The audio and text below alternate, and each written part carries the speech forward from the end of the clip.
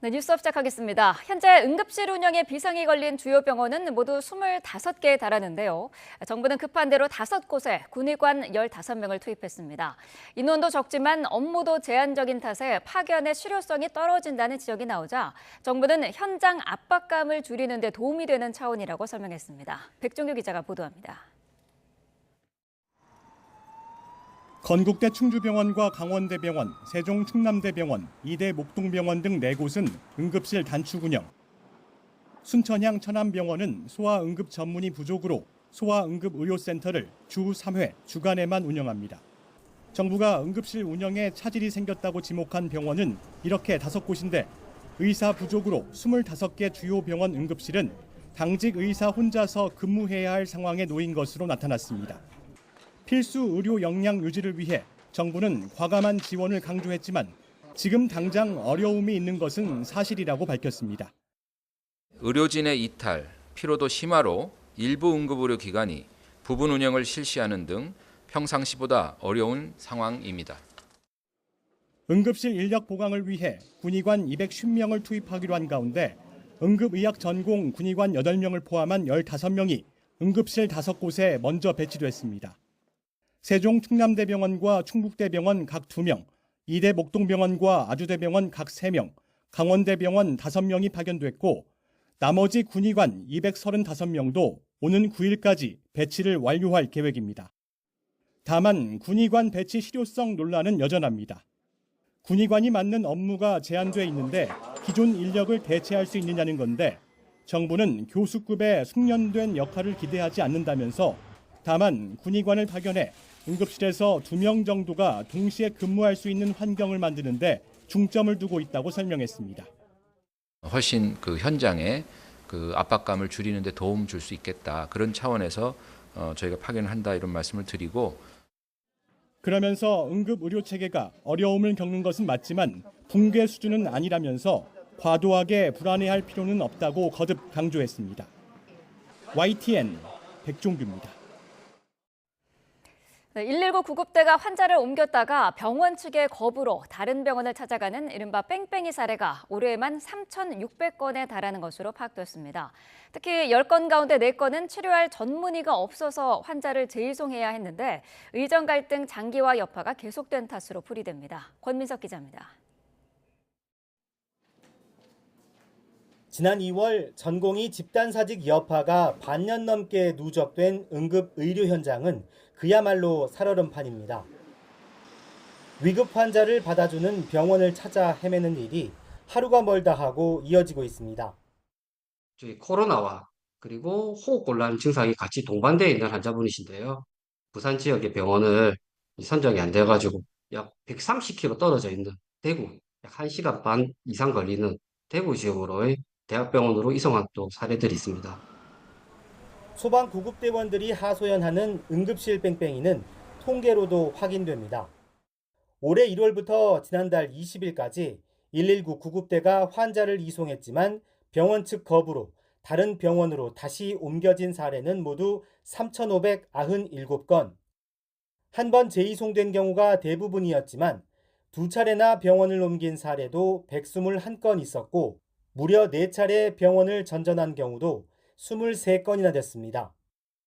병원 재이송 사유 가운데선 환자를 치료해줄 전문의가 없었다는 전문의 부재가 39.8%로 가장 많았습니다.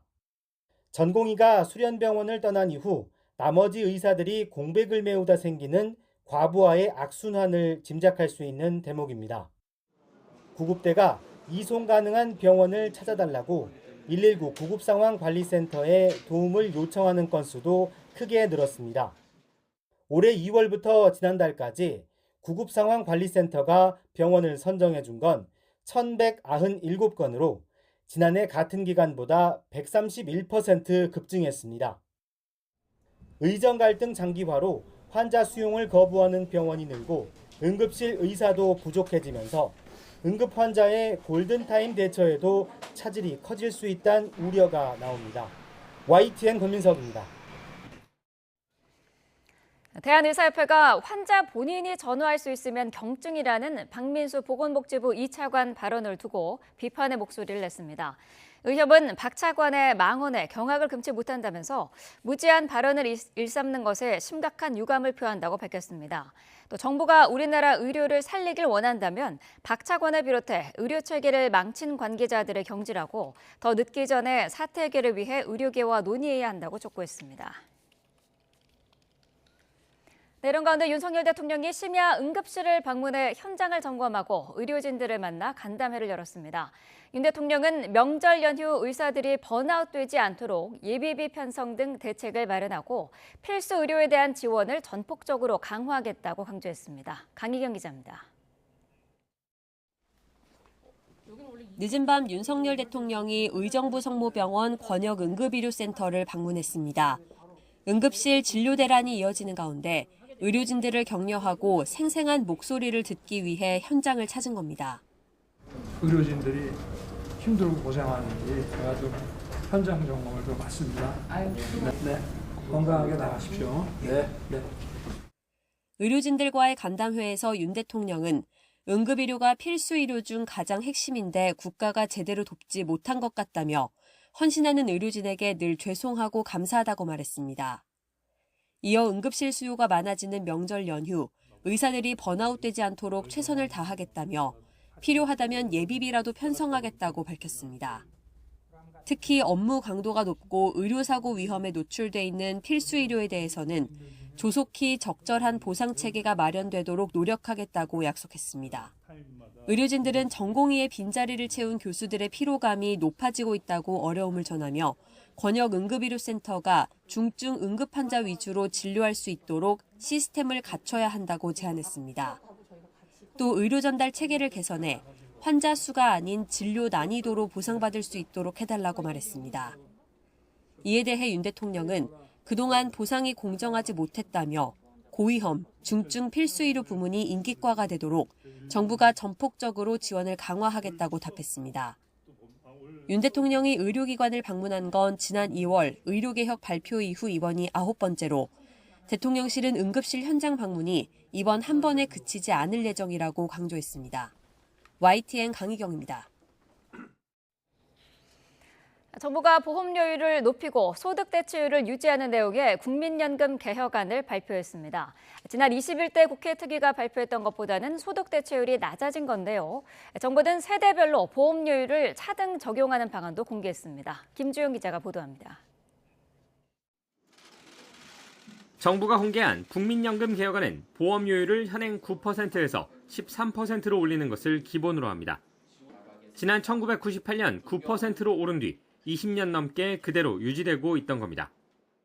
보험료율 13%는 21대 국회와 공론화 논의 내용, 국민적 수용성 등을 종합적으로 검토한 결과입니다. 소득 대체율은 현행 42%를 유지하는 안이 추진됩니다. 이는 지난 21대 국회 연금특위사나 공론화위 수기단이 마련한 노후 소득보장 강화안이나 여야가 협의했던 개혁안에 비해 낮은 수준입니다. 대신 출산이나 군복무 시 보험료를 내지 않는 기간도 가입기간으로 인정하는 크레딧 제도나 기초연금액 인상 등을 통해 지원에 나선다는 방침입니다.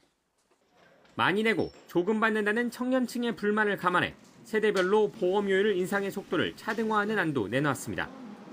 내년부터 50대는 해마다 1%포인트씩 보험료율이 올라가지만 40대는 0.5%포인트, 30대는 0.33%포인트씩 올리고 20대는 0.25%포인트씩만 인상한다는 겁니다.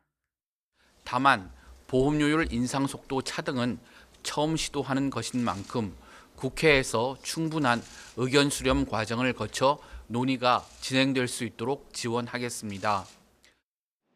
이와 함께 인구 구조나 경제 상황이 달라지는 것과 연동해 연금액이 증감하도록 하는 자동 조정 장치 도입도 검토하기로 했습니다. 기초연금과 관련해선 현재 월 30만 원에서 윤석열 대통령의 대선 공약인 40만 원으로 인상을 추진합니다. 오는 2026년 기준 중위소득 50% 이하 어르신을 대상으로 올린 뒤 2027년엔 전체 대상자인 소득 하위 70%로 확대한다는 계획입니다. YTN 김주영입니다. 네, 방금 들어온 소식입니다. 내수 침체와 건설 경기 부진 속에 우리 경제가 지난 2분기에 마이너스 0.2% 역성장한 것으로 최종 집계가 됐습니다. 한국은행이 최종 집계한 지난 2분기 실질 GDP 성장률은 1분기 대비 마이너스 0.2%로 지난 7월 발표한 속보치와 같았습니다. 지난 2분기의 실질 GDP 성장률 마이너스 0.2%는 지난 2022년 4분기에 마이너스 0.5% 이후 두 번째로 낮은 수치입니다. 정보 소비는 증가했지만 민간 소비가 줄고 건설과 설비 투자가 모두 감소했던 점이 역성장의 주된 원인이라고 한은은 설명했습니다. 우리 국민의 지난 2분기 실질 국민 총소득 증가율은 지난 7월의 속보치 마이너스 1.3%보다 더 낮은 마이너스 1.4%로 최종 집계됐습니다. 국민연금을 대대적으로 손보겠다는 정부의 이번 정책, 27년 만에 보험료를 올려 기금 소진 시점을 최대한 늦춰보겠다는 데 방점을 찍고 있습니다. 하지만 현재 중장년층은 돈을 많이 내고도 노후에 받을 연금 금액은 더 적어질 것으로 보여 반발이 예상됩니다. 염혜연 기자입니다. 국민연금은 이대로 가면 31년 뒤 모두 고갈될 것으로 예상됩니다. 이 때문에 정부는 더 많이, 더 오래 내고 덜 받는 방법의 연금 개혁안을 제시했습니다. 납부 기간은 현행 59세에서 64세까지로 5년 더 늘리고 내는 돈도 나이가 많을수록 더 많이 올린다는 방침입니다.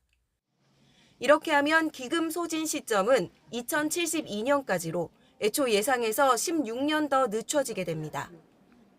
자동 조정 장치를 도입하면 받는 돈도 줄어들 것으로 보입니다. 예를 들어 사람들이 더 오래 살게 되고 출산율이 감소할 경우, 또 경제활동 인구가 줄어들 경우 등에는 지급액이 적어집니다. 국민연금의 부채가 자산보다 커질 경우도 여기에 포함됩니다. 국민연금은 물가 상승률에 연동하여 매년 연금액을 인상하고 있으나 자동 조정 장치를 도입하게 되면 기대 여명과 출생률 등 인구 변화도 연금액 조정에 반영하게 됩니다. 20년 이내 퇴직을 앞둔 중장년층의 저항이 예상됩니다. 국민연금으로는 원래 벌던 소득의 절반에도 못 미치는 42%만 보장받을 수 있는데 여기에 상황에 따라 지급액도 삭감된다면 노후가 걱정될 수밖에 없습니다. 자동 조정 장치를 도입한 나라는 OECD 회원국 가운데 24개 나라지만 유럽에선 노인 빈곤율이 10% 아래일 때 이 제도를 시행했습니다. 현재 우리나라 노인 빈곤율은 40%에 육박합니다. 이제 공은 국회로 넘어갔습니다. 정부안이 보장성 강화보다는 재정 안정에 방점을 찍은 만큼 이를 둘러싼 여야의 논쟁이 예상됩니다. YTN 염혜원입니다. 네, 국민의힘은 정부의 국민연금 개혁안은 21대 국회에서 논의됐던 모수개혁에 더해 구조개혁의 방향이 제시됐다는 점에서 의미 있는 진전이라고 평가했습니다. 당 연금개혁특별위원회는 기자회견을 열고 야당을 향해 이번 정기국회에서는 모수개혁을, 내년 정기국회에서 1단계 구조개혁을 완수하자며 이같이 말했습니다. 반면 더불어민주당은 정부 재정 부담을 덜어내는 데만 몰두했다며 국민이 납득할 수 있을지 의문스럽다고 지적했습니다. 조승래 수석 대변인은 정부안은 지금보다 보험료를 40% 가까이 올리고 법 개정 없이도 연금을 자동 삭감할 수 있도록 했다며 연금 삭감 장치를 공식화해놓고 소득 보장을 강화했다고 주장하는 건 조삼모사에 불과하다고 비판했습니다. 북한이 25일 만에 쓰레기 풍선을 또 띄웠습니다. 올해 들어 12차례의 살포입니다. 장하영 기자입니다. 밤 8시쯤 북한이 대남 쓰레기 풍선으로 추정되는 물체를 또다시 부양하고 있다고 합동참모본부가 밝혔습니다. 경기도와 서울시도 북한에서 부양한 풍선 추정 물체가 포착됐다는 내용의 안전 안내 문자를 발송했습니다. 합참은 이 물체가 바람 방향에 따라 경기 북부 지역으로 이동할 가능성이 있다며 적재물 낙하에 주의하라고 알렸습니다. 또 떨어진 풍선에 가까이 가지 말고 군부대나 경찰에 신고해달라고 당부했습니다. 이번 쓰레기 풍선 살포는 지난달 10일 이후 25일 만으로 올해 들어 12번째입니다. 우리 군의 대북 확성기 방송과 민간단체의 대북 전단 살포에 항의하기 위한 걸로 보입니다. 북한은 지난 5월부터 모두 3,800여 개의 오물과 쓰레기 풍선을 남쪽으로 날려보냈는데 7월에는 용산 대통령실 청사 경내에 풍선이 떨어지기도 했습니다. 초반에는 풍선 안에 오물을 담아 보내기도 했는데 최근에는 종이나 비닐류로 안전 유해 물질은 넣지 않고 있습니다. YTN 장하영입니다. 미국은 북한과 전제 조건 없는 대화에 열려 있지만 북한이 이를 계속 거부하고 도발하면 미국과 동맹국들을 지키기 위한 조치를 취할 수밖에 없다고 경고했습니다. 로버트 캡키 국무부 동아태 부차관보는 현지 시간 4일 조지 워싱턴대에서 열린 한미 관계 컨퍼런스 기조연설에서 이같이 말했습니다. 이어 북한과의 대화 의제로는 안보 이슈와 함께 인권 문제, 이산가족 상봉, 장애인 지원 등 인도적 문제가 포함될 수 있다고 덧붙였습니다.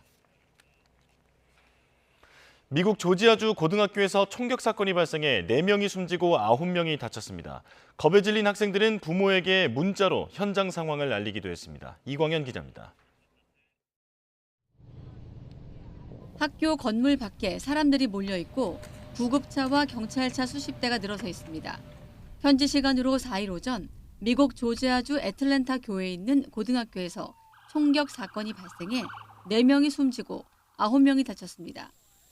사망자 중 2명은 학생, 2명은 선생님으로 파악됐습니다. I want to give our sympathies to our community, our school system, our kids, our parents that had to witness this today.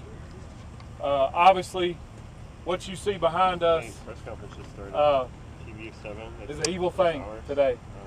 수업 중에 갑자기 총격범이 들이닥치자 겁에 질린 학생들은 축구 경기장으로 대피했고 다급한 상황을 실시간으로 가족에게 알리기도 했습니다. He texted me. He said, "Mom," he was like, "they're shooting. They're shooting in the school, and the shooter is right across the hall from me." And I said, "Hakeem," I said, "Pray." And so immediately, I left out the door and was on my way down here. 현장에서 체포된 용의자는 이 학교에 다니는 14살 남학생으로 성인범으로 재판에 넘겨질 예정입니다. 정확한 범행 동기는 파악되지 않고 있습니다. 조지아주와 연방 정부는 이번 사건에 대응하기 위해 모든 자원을 동원하겠다는 방침입니다. We are still gathering information, but the FBI and ATF are on the scene, working with state, local, and federal partners. I'm devastated for the families who have been affected by this terrible tragedy. 백악관 대변인실도 조 바이든 대통령이 담당 보좌관으로부터 이번 사건에 대한 보고를 받았고 조지아주 정부와 협력해 대응할 것이라고 전했습니다. YTN 이광현입니다. 미국 대선을 2달 앞두고 학교에서 대형 총격 사건이 벌어지면서 총기 문제가 선거의 주요 이슈로 부상할지 주목됩니다. 해리스 부통령은 미국에서 이런 비극을 끝내야 한다며 총기 규제를 강조했고 트럼프 전 대통령은 총격범을 괴물이라고 비난했습니다. 워싱턴에서 권준기 특파원입니다. 유세장 한가운데 대형 방탄 유리로 둘러싸인 무대에 오른 카멀라 해리스 부통령. 조지아 에팔레치 고등학교에서 발생한 총격 사건을 언급하며 총기 폭력이라는 전염병을 영원히 끝내야 한다고 말했습니다. That parents have to send their children to school worried about whether or not their child will come home alive. It's senseless. It is. We've got to stop it.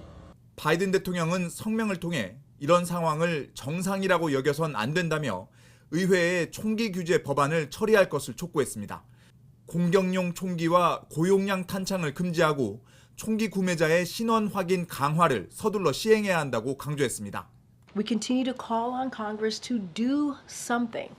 To do something. Enough is enough. And I cannot say this enough.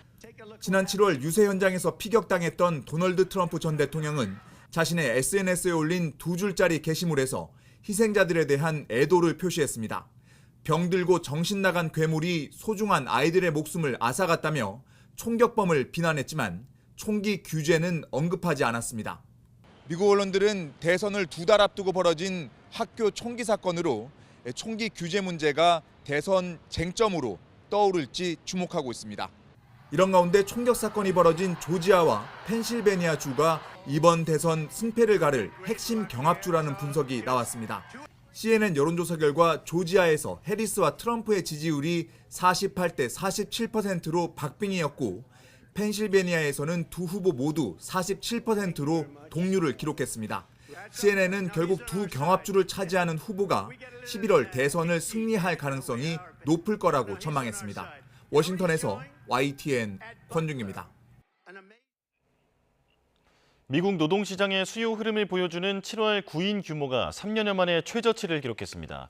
미국 노동부가 공개한 구인 이직 보고서를 보면 7월 구인 건수는 767만 건으로 전달의 790만 건보다 23만 건 줄었고 전문가 전망치 810만 건도 밑돌았습니다. 노동부는 7월 구인 규모가 2021년 1월 이후 가장 낮은 수준을 기록했다고 밝혔습니다.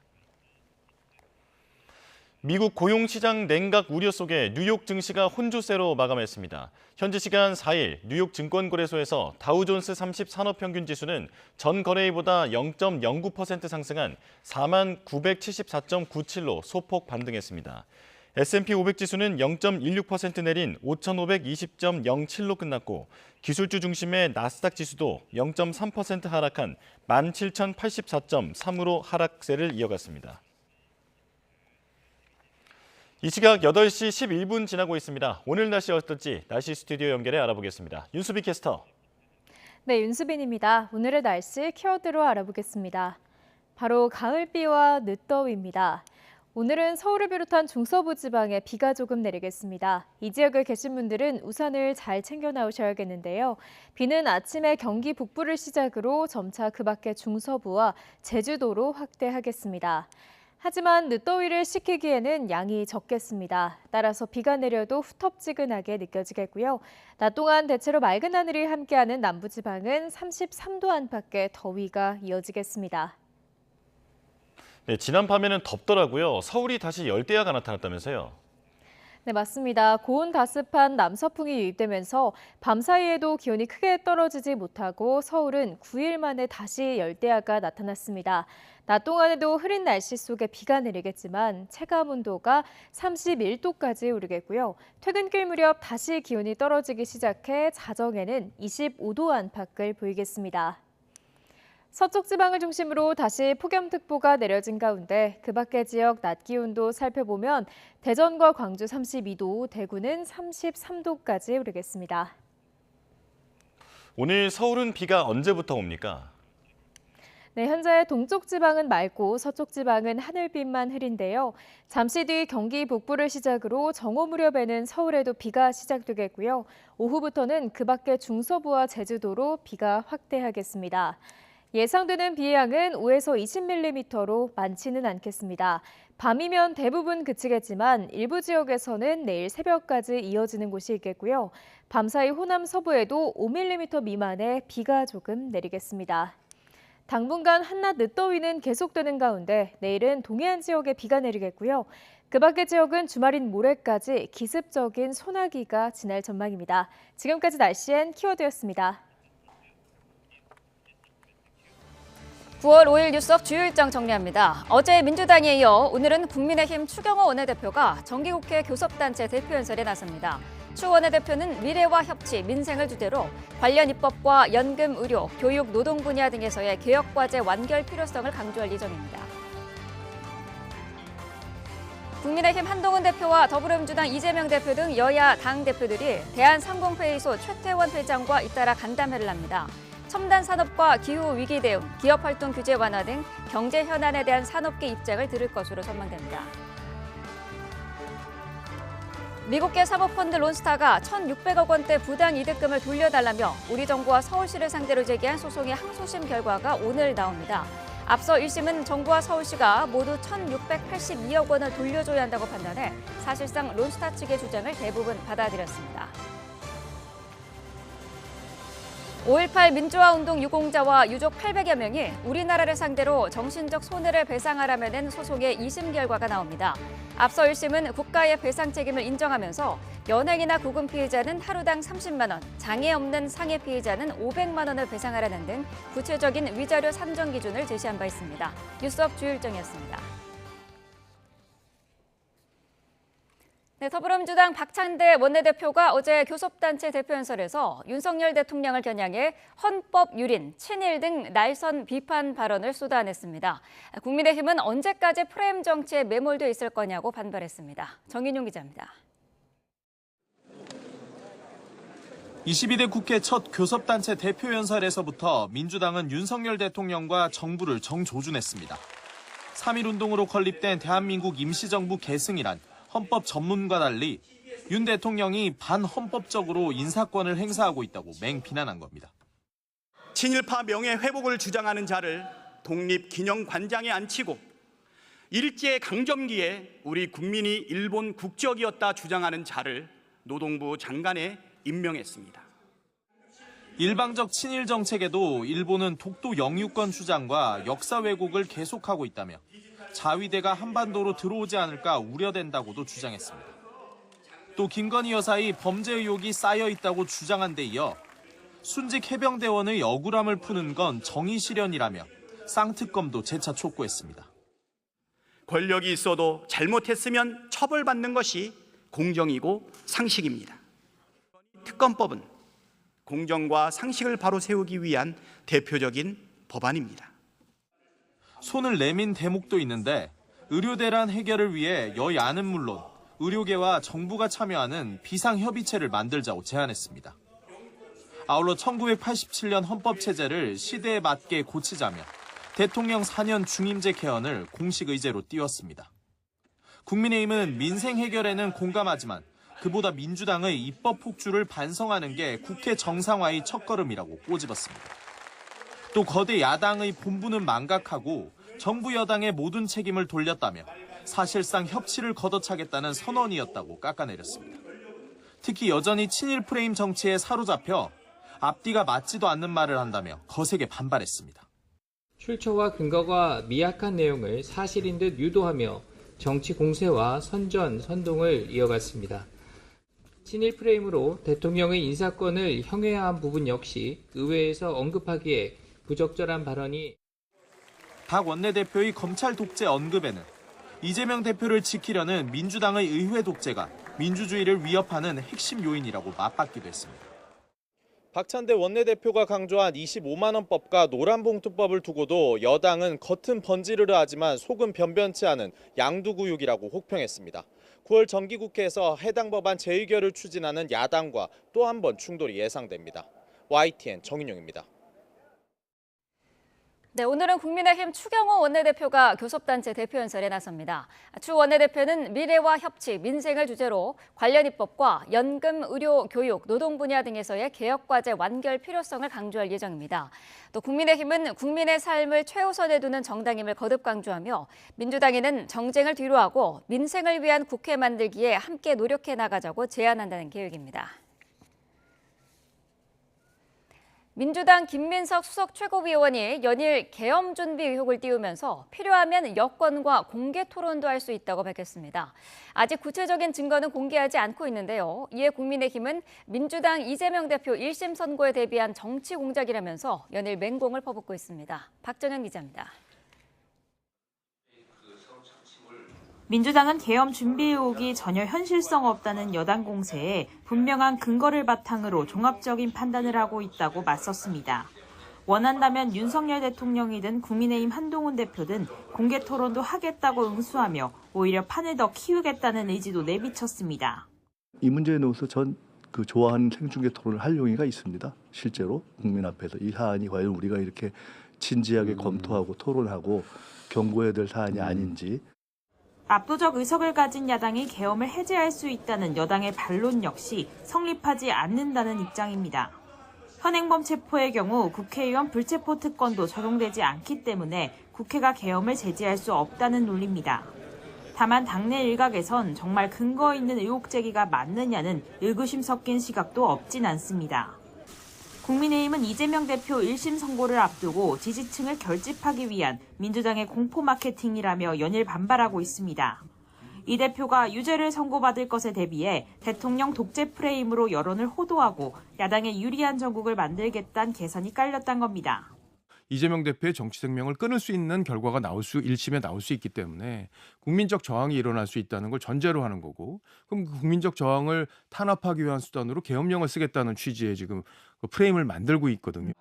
특히 여권의 해명 요구에 구체적 근거를 대기는커녕 경고는 할 수 있다는 식으로 말을 바꾸고 있다며 아니면 말고식의 괴담 선동이라고 꼬집었습니다.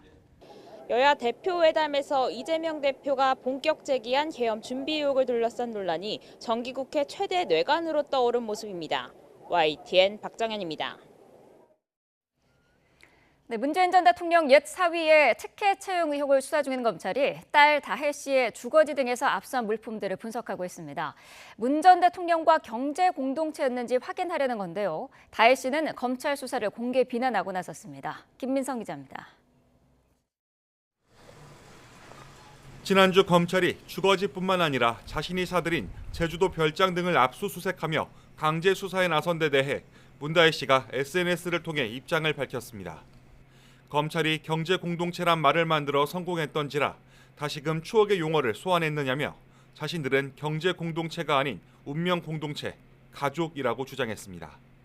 이어 가족은 건드리는 게 아니고 문 전 대통령은 엄연히 자연인 신분인데 이쯤 가면 막 하자는 거냐며 더는 참지 않겠다고 덧붙였습니다. 고 노무현 전 대통령이 지난 2003년 검사와의 대화에서 한 발언을 빌린 것으로 보입니다. 자신의 혐의를 부인하는 동시에 압수수색 영장에 문 전 대통령을 뇌물수수 혐의 피의자로 적시한 데 대해 강한 불만을 드러낸 겁니다. 문 전 대통령에게 제3자 뇌물죄가 아닌 직접 뇌물죄 적용을 검토 중인 것으로 알려진 검찰 수사의 관건은 다혜 씨도 언급한 경제공동체 입증이 가능한갑니다. 검찰은 다혜 씨 부부가 문 전 대통령에게 금전 지원을 받은 기간과 규모를 들여다보고 있습니다. 다혜 씨가 전 남편 서모 씨의 타이스타젯 입사 전뿐만 아니라 퇴사 후에도 다시 상당액의 생활비 지원을 받았다면 부모와 경제 공동체로 볼 수 있다는 논리입니다. 서 씨는 2018년 7월부터 2020년 4월 사이 이상직 전 의원의 타이스타젯에서 월급과 주거비 2억 2천여만 원을 받은 거로 파악됐습니다. 검찰은 항공업계 경력이 전혀 없는 서 씨가 타이스타젯에 채용된 것은 2018년 3월 문 전 대통령이 이 전 의원을 중소벤처기업진흥공단 이사장으로 임명한 대가로 의심하고 있습니다. 진행되는 수사는 법원의 사법적인 통제를 받아가면서 영장에 의해서 수사를 진행하고 있습니다. 다혜 씨는 검찰이 압수물 분석을 마친 추석 연휴 이후 소환될 전망입니다.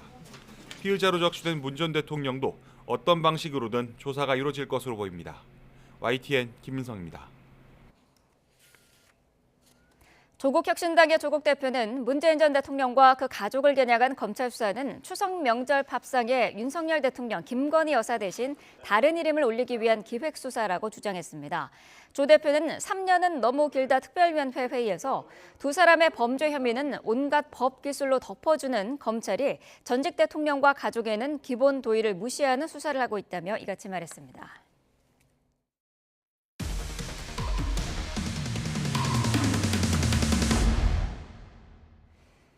국방부가 최근 수정해서 펴낸 정신전력교육 기본교재에서 일제 침략과 항일운동 역사를 축소해서 서술했다는 주장이 나왔습니다. 5년 전 교재와 비교를 해봤더니 안중근 의사의 하얼빈 의거나 일본군이 강제로 동원한 위안부 피해자 규모 등이 빠진 것으로 드러났습니다. 나혜인 기자입니다. 최신판 국방부 정신전력교육 기본교재입니다. 세 쪽에 걸쳐 구한말부터 일제강점기 역사를 서술하고 있습니다. 국권 침탈 과정을 소개한 대목의 소제목은 식민지로 전락한 힘없는 나라.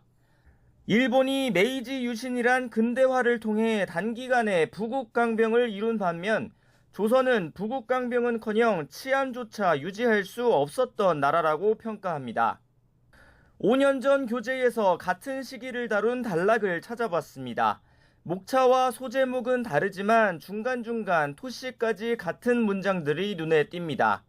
분량은 5쪽으로 최신 교재보다 조금 더 긴데 상대적으로 대한제국이 근대적 개혁과 국권 수호를 위해 노력했고 성과도 있었다는 점을 부각했습니다.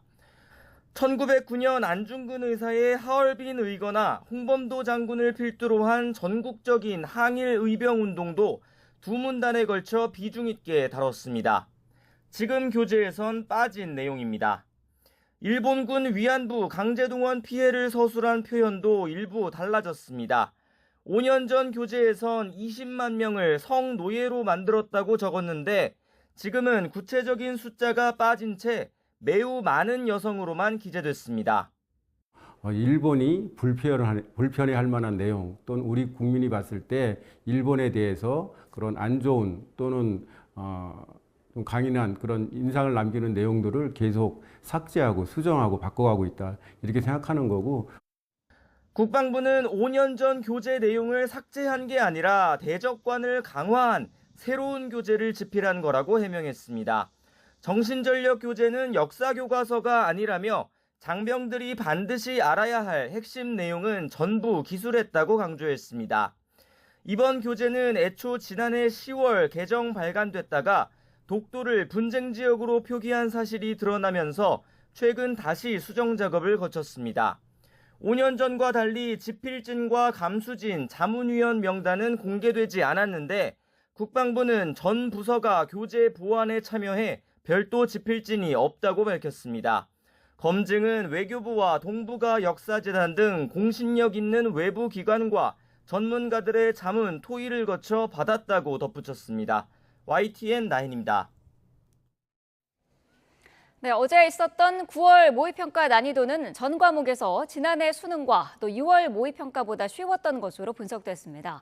정부 세종청사에서 열린 출제 경향 브리핑에서 현직 교사들은 국어 영역의 경우 지문 정보를 명시적으로 제시해 수험생들이 어려움을 겪지 않았을 거라고 평가했습니다. 수학은 공통 과목의 난도를 낮추고 계산량을 줄여 만점자가 지난해 9월과 올해 6월 모의평가의 중간 정도인 1,000명 내외가 될 것으로 내다봤습니다. 지난 6월 모의평가에서 1등급이 전체의 1.4%에 그쳤던 영어는 오답을 유도하는 보기를 줄여서 전체적인 난이도를 조절한 것으로 보인다고 설명했습니다.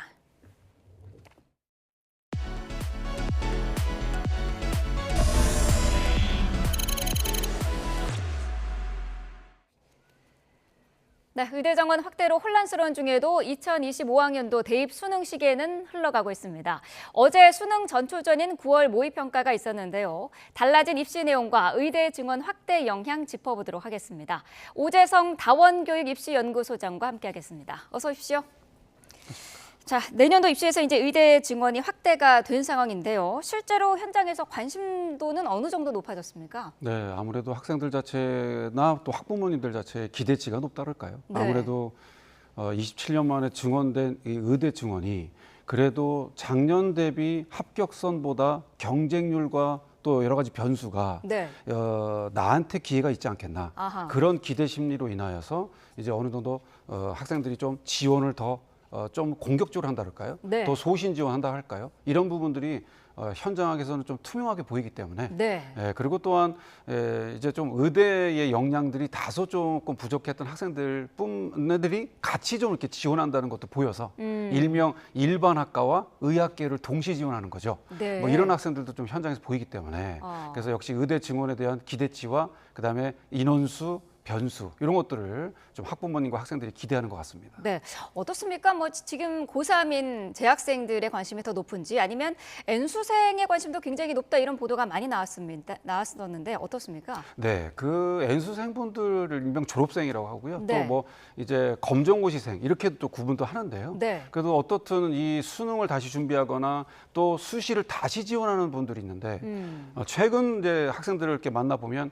그럼에도 이 졸업생분들이 갖고 있던 3학년 1학기까지 현역들 고3들은 반영이 되고요. 네. 졸업생들은 이제 3학년 1학기만 반영되는 데도 있고 2학기까지 다 모두 반영되는 데가 있는데요. 그래도 고3 때 수능 최저를 충족 못했거나 아니면 면접 때 불합격했거나 이런 다양한 사례들이 있기 때문에 네. 그러면 작년에는 증원되기 전이니까 아쉽게 탈락했나? 아니면 내가 최저를 못 맞췄나? 이런 변수에 있는 학생들이 네. 올해는 수능을 다시 준비해서 최저 경쟁력을 키우거나 아니면 학생부를 다시 한번 지원해서 내가 제2의 면접을 다시 한번 도전해 보겠다. 네. 이런 학생들이 이 N수생뿐만 아니라 이제 고3들의 현역들 기대치와 더불어 네. 올해는 졸업생들도 이 수시 정시만이 아니고요. 네. 수시도 같이 지원해 보고 싶어하는 마음들이 좀 증가된 것을 좀 확인하게 체크해 볼 수 있었습니다. 네, 뭐 정치권에서도 근데 계속해서 의대 증원 유예 얘기는 나오고 있는 상황인데 정부에서는 어쨌든 일단 수시 전형이 시작이 됐기 때문에 유예하는 거는 불가능하다 이렇게 얘기를 하고 있거든요. 불가능한 건 맞습니까? 아무래도 이제 현실적으로는 좀 힘들 것 같습니다. 왜냐하면 이제 물론 다들 아시겠습니다만 의과대의 현실과 그다음에 지금 수업의 진행 등등은 거의 어떻게 보면 스탑이라고 상태라고 이제 스탑돼 있지 않습니까? 네. 그렇기 때문에 이런 상황 속에서 봤을 때 또 일단 이제 9월 9일부터 접수가 진행되는데 그래도 이제 이 등등은 이미 어느 정도는 이전부터 만약에 뭐 유보를 하거나 인원에 대한 부분을 좀 점차적으로 좀 해보자, 증가해보자 이렇게 돼야 되는데 이미 이제 계획안 발표냈고 이제 확정안 됐고 원서를 쓰는 앞을 두고 있기 때문에 이 시점에서는 이미 학생들 자체에서도 이제 혼란스러움을 더 줄 수 있기 때문에 이 시기적인 부분은 좀 다소 놓친 감이 있고요. 더 첨부한다면 만약에 이제 갔을 때 이제 이 수업의 정상적인 부분은 어떻게 이제 시작될 것이 이제 관건이고 숙제일 것이다. 그렇게 좀 예상이 됩니다. 네, 만약에요, 이 수시에서 빈자리가 생겨서 이거를 정시로 이월하지 않으면은 증원폭을 줄일 수 있다 이런 개선도 나오는 것도 있던데 의대 수시의 경우에 결혼이 생기는 경우가 있습니까? 결혼이라는 게 참 이게 오해의 소지가 있어요. 네. 아시겠습니다만 수시는 이제 육회 지원. 과학기술원은 이제 횟수에 포함되지 않고 포항공대는 횟수에 들어가는데요. 그리고는 이제 정시는 3회 지원입니다. 그러면 학생들 자체는 한 곳에 대학을 합격해서 등록하게 되면 5곳이 동시 6곳 지원했을 때 자연스레 자리가 비지 않겠습니까? 그러면 이제 말씀하신 대로 이 추가 합격과 이런 것들이 좀 연쇄 이동이 되는 거기 때문에 그렇기 때문에 이제 그냥 겉으로 봤을 때는 그냥 무조건 비인 거야? 뭐 일명 소위 이제 구멍이 난 거야 이렇게 볼 수 있겠습니다만 그건 이제 자명한 이제 현실이 상황이기 때문에 그래서 육회 지원에 대한 추가 합격의 연쇄 이동이다. 아무래도 원하는 학교를 더 이동한다 이렇게 볼 수 있기 때문에요. 그래서 그다음에 또 이제 또 조금만 더 체크해 본다면 수시에서 모든 100% 선발은 하지 않고요. 이제 의대도 작년에 33명의 이제 정시로 2월을 인원을 시킵니다. 그래서 대표적인 수도권 중에 고려대 의대가 8명을 이제 정시로 2월 시켰거든요. 그래서 그거는 이제 수능 최저 충족이나 여러 가지 대학들에서의 이제 선발 과정에서의 변수거든요. 그래서 이 의대학대에 대한 부분 자체가 이제 어느 정도 추가 합격도 생기겠습니다만 정시에서도 2월도 작년 33명보다도 어느 정도 증원이 됐기 때문에 무한정 이제 추가 합격을 합격을 시키겠습니다만 그래도 일부 인원들은 정시로 또 2월이 될 것이다. 그렇게도 한번 예상할 수 있겠습니다. 네, 비수도권 의대의 지역 인재 전형 선발 비율이 굉장히 높아졌기 때문에 여기에 관심을 갖는 학생들도 많을 것 같은데 일단 지원 자격을 갖추려면 해당 지역에서 학교를 졸업을 해야 되는 거죠? 네, 그렇습니다. 그 말씀하신 지역 인재 의대, 의학 계열이라고 하죠. 의치, 한약, 수의대까지 이렇게 지원하는 지역 인재는 고등학교 1, 2, 3학년을 졸업해야 자격이 되기 때문에 그래서 일단 지금에 지원하겠다는 지역 인재 학생들은 이미 당연지사 해당 학교 지역의 고1, 2, 3을 졸업했고요. 그다음에 이제 이후에 후배 학생들 자체가 이제 혹시라도 지역 인재를 원했을 때는 미리부터 이제 중고부터 이제 중3부터는 대상이 되기 때문에 그래서 지역 인재 대상에 대한 부분은 올해 고3 자체는 사실 그 부분 자체를 관가한 적은 없고요. 이제 후배부터 뭐 일명 중3부터요. 그래서 그 학생들부터는 좀 고려해서 지역 인재를 좀 자기 조건에 맞는지를 체크해 볼 수 있겠다. 그렇게 볼 수 있겠습니다. 그렇다면 이 수도권에 있는 그 초중 학생의 학부모들 같은 경우에 이 지역 인재를 고려해서 지방으로 좀 유학 가야 되는 거 아니냐 이런 상담도 늘고 있습니까? 네, 있습니다. 왜냐하면 전략적이라고 볼 수 있겠죠. 그래서 일단은 아이가 그래도 의대를 희망하고 의학계를 희망한다. 그랬을 때 그냥 지금 내가 거주하는 지금의 수도권에서 있을 것이냐 아니면 그래도 지역 인재가 60%가 늘었으니 좀 전략적으로 이미 거주지를 이사해서 거기에 지역에 맞는 걸로 좀 대비하는 것이 어떨까 등등도 문의는 상승된 건 맞고요. 그러나 좀 이제 약간의 이제 장단점이 있겠습니다만 그럼에도 이 지역 자체만 해도 지역 인재가 올해 첫 선발로 이제 증원된 걸로 가겠습니다만 제가 이제 현장에서 쭉 봤을 때도 지역 인재마다도 좀 약간 틈새 유불리가 있기 때문에 그래서 무한정 그냥 나는 지역만 그냥 지방으로 갈래 이렇게 간다는 것보다는 그래도 지역 중에서도 또 내 아이에 맞는 학교 그다음에 교육열 그다음에 또 교과 성적 관리 및 이런 것들이 좀 장점이 있는지를 한번 좀 구분해서 보는 것도 필요하겠다. 그렇게 네. 말씀드릴 수 있겠습니다. 네, 알겠습니다. 어제 있었던 9월 모의평가 내용도 좀 짚어보도록 하겠습니다. 일단 전반적으로 쉬웠다는 평가가 나오고 있는데 실제로 어떻게 보고 계세요? 지금 이제 밤사이도 저도 이제 정리를 하고 그리고 네. 보통 이제 입시 업체들이라고 하죠. 업체들 자체 또 EBS나 이런 등등이 이제 예상 등급 컷을 공개하지 않습니까? 네. 그러면 이제 그냥 상식적으로 만점자 이게 시험이 실시하고 나서 보통 2주 있다가 평가 결과가 나옵니다. 네. 그런데 이제 지금 현재 고3, 고1, 2를 다 실시했습니다만 고3 자체는 당장 수시를 써야 되기 때문에 그렇죠. 그걸 마냥 기다릴 수는 없지 않습니까? 그래서 가채점과 예상 등급 컷을 많이 참고하는데요. 네. 그럼에도 지금 국어와 수학과 앞선에 지금 말씀하셨던 내용대로 일단은 거의 1등급 컷이 다 90점 이상, 98점, 97점 이렇게 1등급 자체가 90점 높았다는 얘기는 네. 상식적으로 난도가 낮았다라고 볼 수 있고요. 그다음에 영어도 작년 수능 자체가 1등급이 4.7%인데요. 네. 이번에 지금 11%에서 12%까지 1등급 예상을 하고 있기 때문에 그러니 지금 이제 뭐 출제 분석하신 분들하고 제가 또 이쁘게 분석을 해봤을 때도 네. 그냥 EBS의 연계율도 있었고 학생들이 지문 볼 때 유했고 그다음에 고난도 킬러 문항이 들어있고 그다음에 영어도 오지선다에서 약간 혼동되는 답들이 함정 답이랄까요? 네. 이런 것들이 들었다. 그냥 한 번에 풀었던 것이 정답이었다. 이런 것이 올해 9월 모의평가의 큰 특징이기 때문에 네. 학생들 자체는 뭐 현역들이나 고3들과 졸업생들 자체는 그래도 전년 대비나 수능 대비 미리 풀어보신 분들에 대비했을 때는 그래도 좀 유하게 이 9월 모의고사를 대비하지 않았을까, 체감하지 않았을까 그렇게 좀 말씀드릴 수 있겠습니다. 그 이사님 보통 9월 모의평가는 수능의 이제 가늠자로 이제 평가를 받고 있는데 그렇다면 오는 11월에 있을 수능이 변별력에 문제가 생기는 거 아니냐 이런 우려가 있을 수도 있거든요. 그래서 사실은 이제 뭐 학생들이나 또 학교 현장도 그렇고 그다음에 또 이제 분석들 하시는 분들도 얘기가 나가는 게 네. 6월과 9월에 약간 중간 난도를 좀 조절한다. 그래서 6월은 좀 실험적이면서 좀 킬러 문항도 좀 내면서 신유형도 좀 내고 그다음에 9월은 좀 유하게 내고 네. 그래서 그거에 좀 중간점을 본다 그러는데요. 근데 이제 실례로 이제 작년에 수학이 만점이 2,500명 정도 됐습니다. 2,550명 정도 기억하는데요. 네. 그러면 이게 보통 작년 수학 만점이 600명입니다. 그러면 그냥 상식적으로 봤을 때 이게 만점자가 2,000명이 있다는 얘기는 9월 모의고사 놓고 봤을 때는 작년도 이런 분위기보다는 좀 덜했지만 그래도 네. 작년도 학생들이 조금 풀고 나서는 그래도 어느 정도 좀 만족감이 있었던 거거든요. 그러니 이 9월 난도에 대한 부분을 맹신하지 마시고요. 당연지사 대비하겠습니다만 네. 6월과 9월을 어느 정도 좀 감안해서 수능 대비를 해주시는 게 분명지사 이제 이 N수생들이 이번 수능 9월 모의고사에 응시한 인원 자체가 이제 거의 10만 6천 명 정도 되는데요. 네. 이제 수능 때 자체는 거의 17만 명 정도가 이제 접수를 했었습니다. 그러니 그냥 인원수만 보면 7만 자체가 어떻게 보면 없는 거잖아요. 네. 그럼 그런 학생들 자체는 이제 N수생 졸업생들은 9월 6일 날 수능 접수가 끝납니다.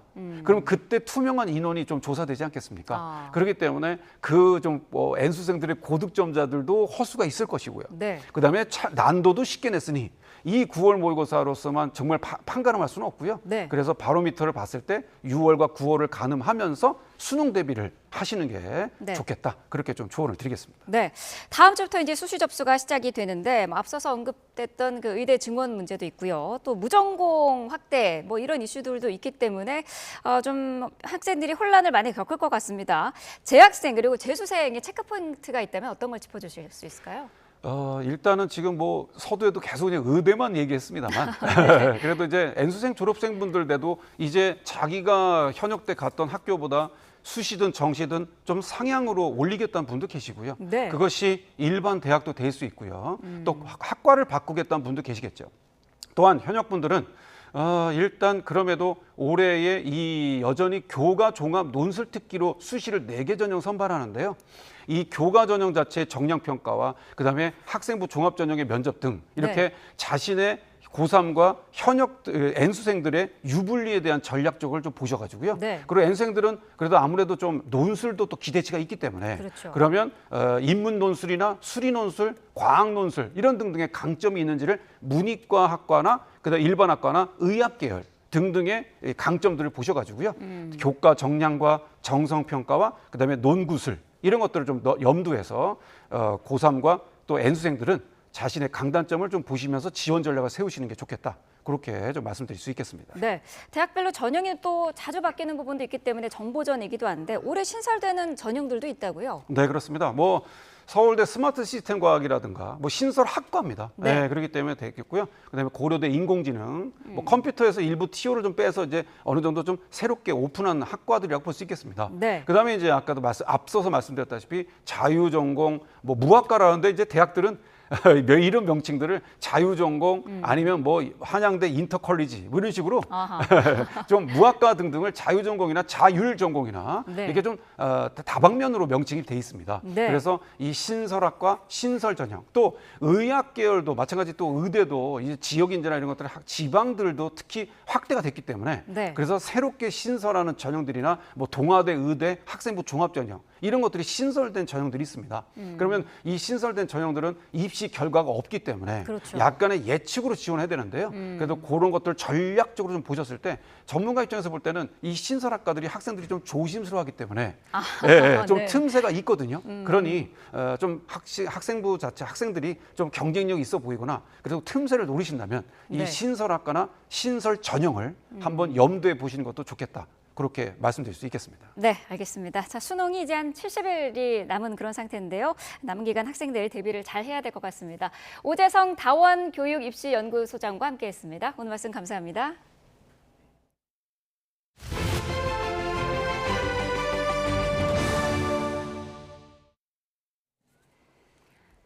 네, 재개발 사업에 불만을 품은 60대 남성이 현대건설 사옥 정문으로 차를 몰고 돌진했습니다. 경찰은 이 남성을 현행범으로 체포했습니다. 권주수 기자입니다.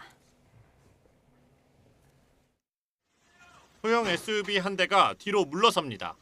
이미 차량 앞부분은 충격으로 너덜너덜해진 상태입니다. 그러다 다시 앞으로 나가더니 계단을 타고 올라가 회전문을 들이받습니다. 보안 직원으로 보이는 여러 사람이 차량을 막아보려고 하지만 소용없습니다. 견인이 괜찮아. 찌그러졌긴 했는데 엄청 찌그러지진 않아. 살짝 찌그러져. 사고가 발생한 시각은 오후 4시 40분쯤. 재개발에 불만을 품은 60대 남성 조합원이 차를 몰고 사옥 정문을 들이받았습니다. 많은 회사원이 근무하고 있었을 시간이지만 다행히 다친 사람은 없었습니다.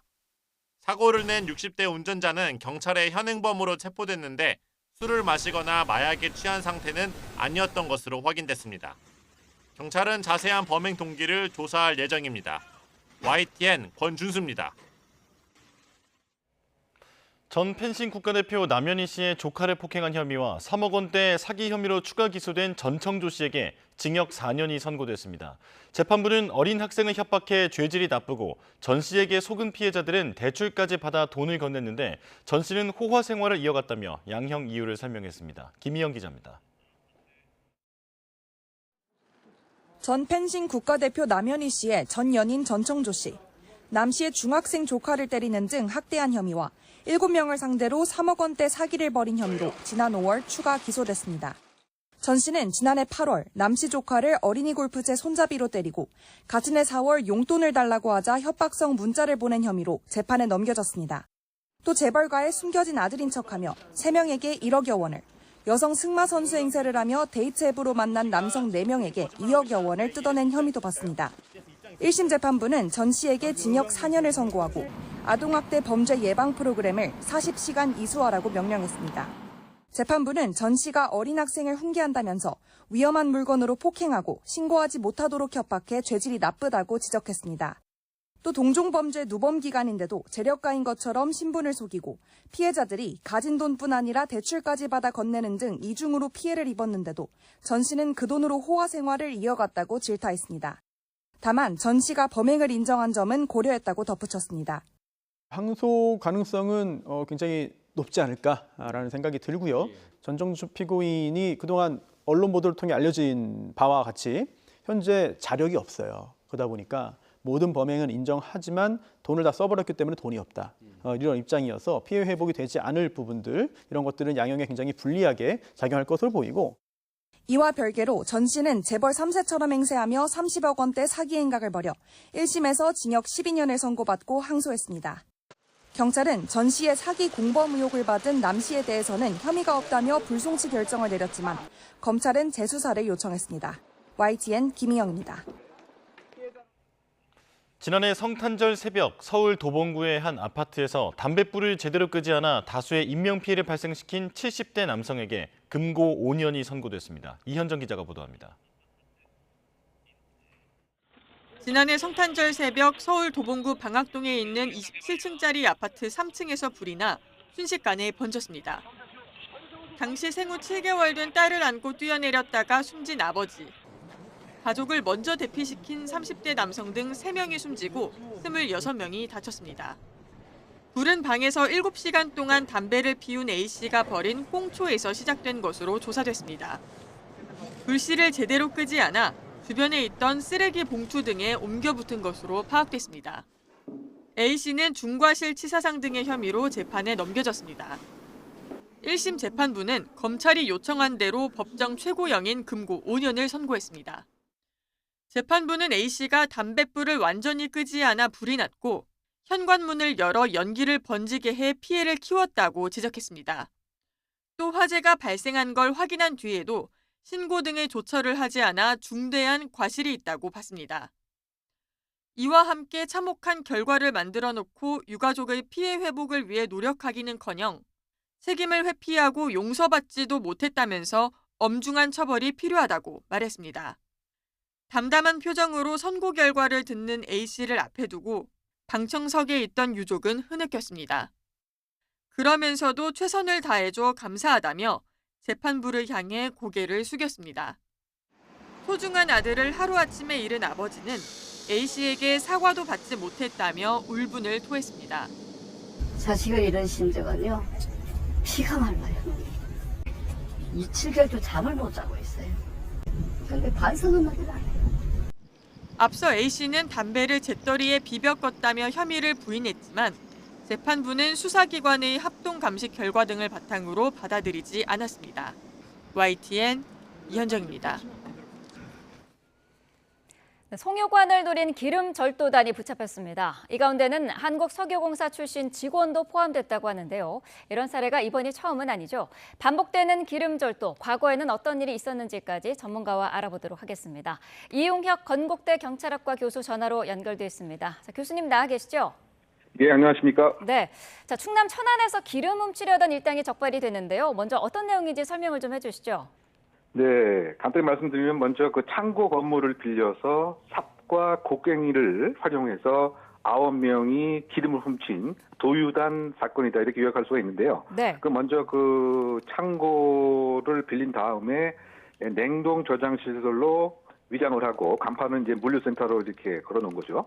그리고 나서 4m로 땅굴을 이제 파고 들어간 다음에 이 길이 17m 가량의 하나의 그 탄광 같은 지하 통로를 만들어서 송유관에 이르게 하는 이런 시도를 한 겁니다. 네. 근데 다만 이제 그 송유관에 이르기 직전 9m를 앞두고 여러 가지 형태의 그 첩보와 경찰 수사로 인해서 이 9명이 검거가 돼서 지금 6명이 지금 아마 구속 송치가 이루어지는 상황이 아닌가 평가해 봅니다. 네, 지금 저희가 화면을 보여드리고 있는데 이런 창고를 지금 빌린 상태에서 땅굴을 파 내려간 그런 상황입니다.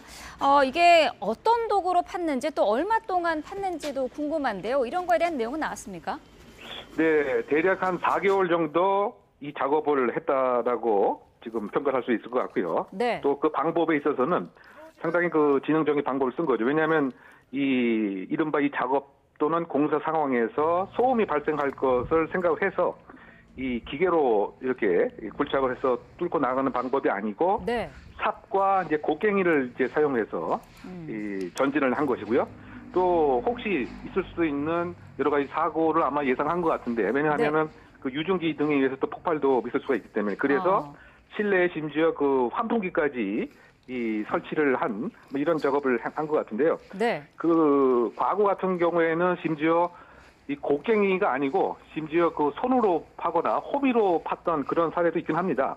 또는 아예 그냥 모텔을 그냥 통째로 다 빌려갖고 왜냐하면 바로 밑에 이제 그 송유관이 있다라고 하는 이제 정보를 파악을 해서 네. 이번 같은 경우에는 그 창고 건물을 이제 빌려서 위장을 했던 뭐 그런 차이점이 있습니다만 네.